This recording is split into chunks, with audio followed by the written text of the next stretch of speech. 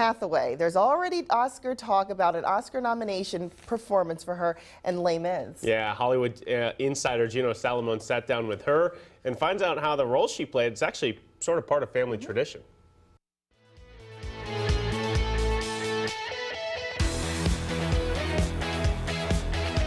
Tell me about that experience of doing that scene. How do you get in that space, and are you emotionally drained when Tom yells cut?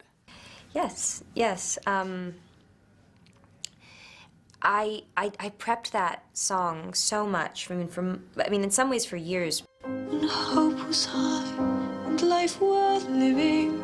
My mom was in the show when I was a child. She actually played Fantine.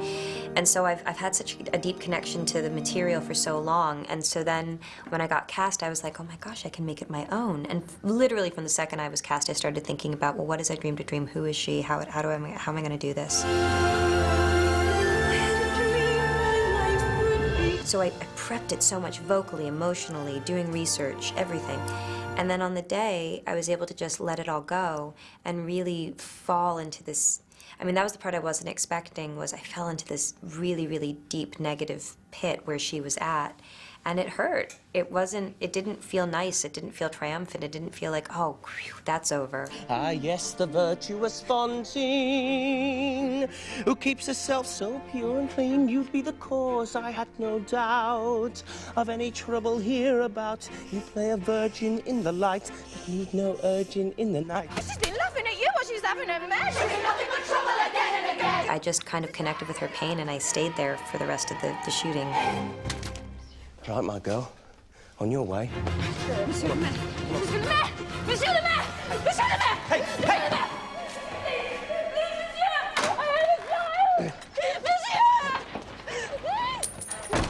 Is this a bit of a gift or a tribute to your mom also? Oh, yeah, definitely. Well, everything kind of is, but this one's very specific.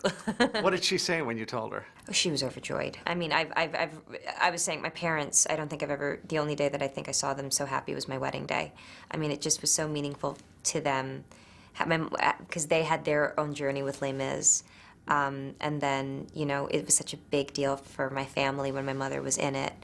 And so now to have the story continue, I mean, I think we thought that part of our lives was over, and so to realize that it had come around the way that it did, in a way that none of us could have predicted or would have dared predict, felt beautiful and weirdly fateful.